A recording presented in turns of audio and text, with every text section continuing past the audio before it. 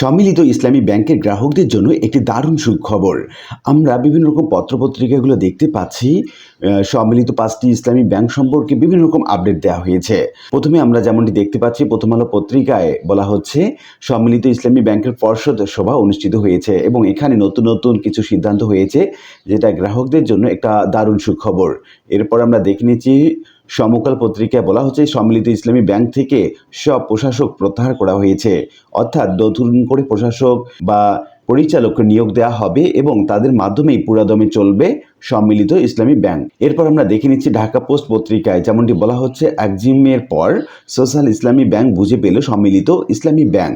তারপর আমরা দেখে নিচ্ছি জাগো নিউজ 24.com পত্রিকায় যেমনটি বলা হচ্ছে আমানত ফেরতের দাবিতে সম্মিলিত ইসলামী ব্যাংকের গ্রাহকদের আবারও বিক্ষোভ হয়েছে এবং দৈনিক ইনকিলাব পত্রিকায় বলা হচ্ছে একীভূত ৫ ব্যাংকেই বুঝে পেল সম্মিলিত ইসলামী ব্যাংক, অর্থাৎ ৫টি ব্যাংকই এতদিন ধরে সম্মিলিত ইসলামী ব্যাংক বুঝে পায়নি এবং সর্বশেষ তথ্য অনুযায়ী সবগুলো ব্যাংকই বুঝে পেল সম্মিলিত ইসলামী ব্যাংক এবং তারা নিজেদের মতো করে এখন কাজ পরিচালনা করবে।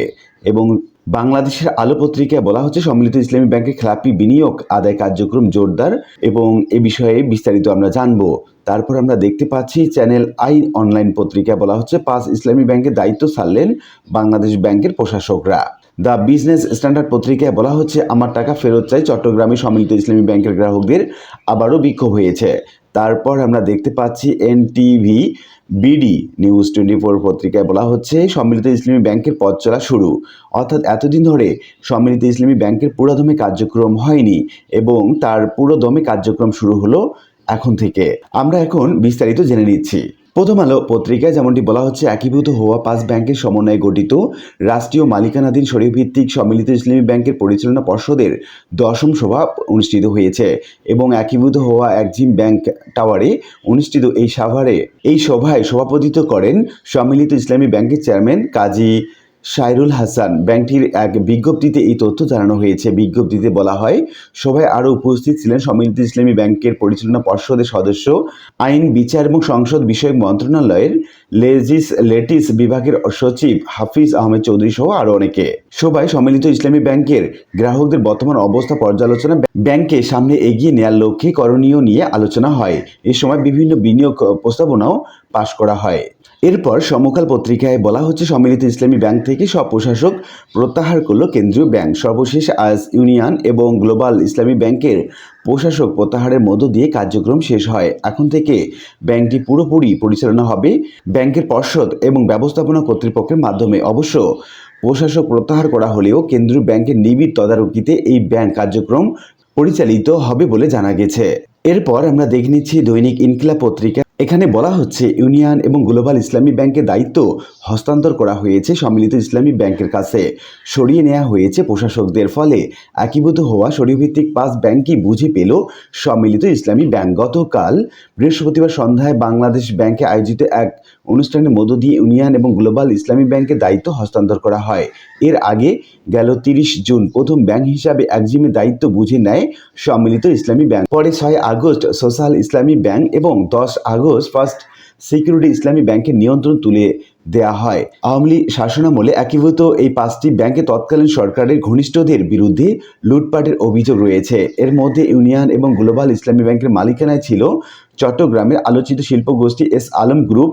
এছাড়া ফার্স্ট সিকিউরিটি ইসলামী ব্যাংক দখল করে সেই ব্যাংকের মালিকানায় যায় এস আলম, আর একজিম ব্যাংকের নিয়ন্ত্রণ ছিল নাসা গ্রুপের চেয়ারম্যান নজরুল ইসলাম মজুমদারের হাতে। ছাত্র জনতার গণ অভ্যুত্থানে ফ্যাসিস্ট শেখ হাসিনা সরকারের পতনের পর এসব ব্যাংকের লুটপাটের তথ্য বেরিয়ে আসতে শুরু করে।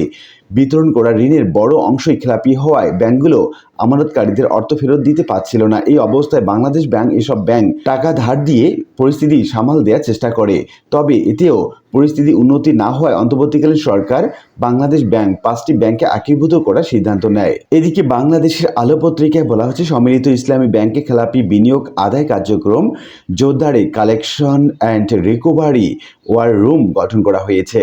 এটি অবশ্য ৫টি ইসলামী ব্যাংকের গ্রাহকদের জন্য দারুণ সুখবর, কারণ এই খেলাপি ঋণগুলো যদি আদায় করা হয় তাহলে তারা প্রাপ্য টাকা অর্থাৎ পুরোদমে কার্যক্রম চালাতে পারবেন এবং বিশ্বাস রাখতে পারবেন এই ৫টি ব্যাংকের উপর। যদিও বিশ্বাস রাখা এখন খুব সহজ হয়ে গেছে, কারণ এই ব্যাংকগুলো তাদের সরকারি কার্যক্রম পরিচালিত হচ্ছে এবং কোনো টাকাই কারো নষ্ট হবে না কিংবা বিনষ্ট হবে না। খেলাপি বিনিয়োগ আদায় এবং পুনরুদ্ধার কার্যক্রমকে আরও গতিশীল, কার্যকর এবং ফলপ্রসূ করার লক্ষ্যে সম্মিলিত ইসলামী ব্যাংক পিএলসিতে বিশেষ collection and recovery war room গঠন করা হয়েছে। ব্যাংকের ব্যবস্থাপনা পরিচালক আবিদুর রহমান শিকদার প্রধান অতিথি হিসাবে 16 আগস্ট 2026 রবিবার ব্যাংকের কর্পোরেট হেড অফিসের সম্মেলন কক্ষে এক অনুষ্ঠানের মাধ্যমে collection and recovery war room এর কার্যক্রমের আনুষ্ঠানিক উদ্বোধন করেন। অনুষ্ঠানে ব্যাংকের বিনিয়োগ আদায়ের পরিস্থিতি, বড় ঋণ খেলাপিদের রিকভারি স্ট্র্যাটেজি নির্ধারণ, কালেকশন টার্গেট, প্রয়োজনীয় আইনগত পদক্ষেপ এবং ভবিষ্যৎ কর্মপরিকল্পনা নিয়ে বিস্তারিত আলোচনা করা হয়।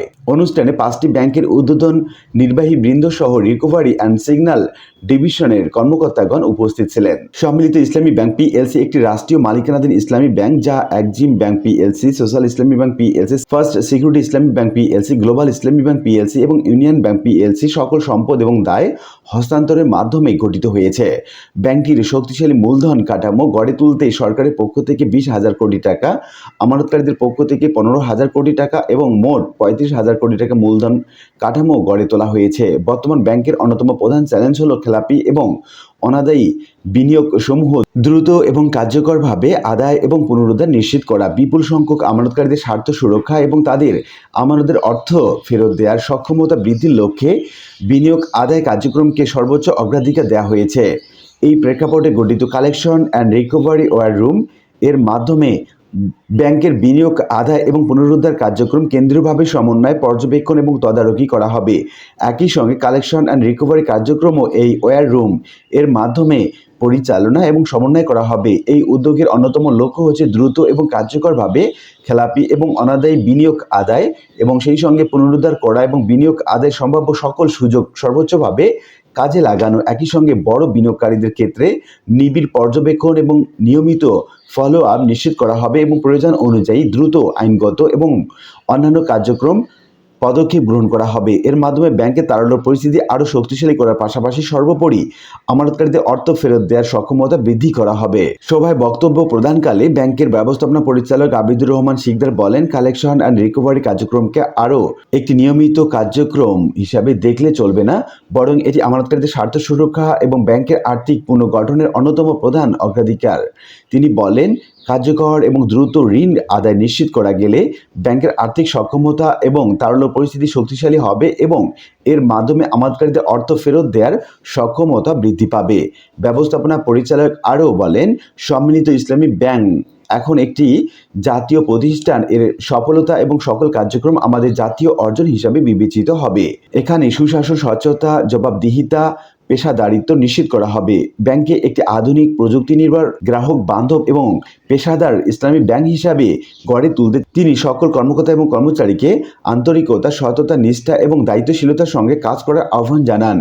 আবিদুর রহমান শিকদার বলেন, সম্মিলিত ইসলামী ব্যাংককে একটি অত্যাধুনিক, শক্তিশালী ব্যাংকে রূপান্তর করার দায়িত্ব আমাদের সকলের। এজন্য প্রত্যেক সহকর্মীকে নিজ নিজ অবস্থান থেকে সর্বোচ্চ আন্তরিকতা, জবাবদিহিতা, দায়িত্ববোধ নিয়ে কাজ করতে হবে। Collection and recovery war room এর সমন্বিত নিবিড় কার্যক্রমের মাধ্যমে বিনিয়োগ আদায় দৃশ্যমান অগ্রগতি অর্জিত হবে এবং ব্যাংকের আমানতকারী, গ্রাহক এবং অন্যান্য অংশীজনের স্বার্থ আরও কার্যকরভাবে সুরক্ষিত হবে বলে তিনি আশা ব্যক্ত করেন।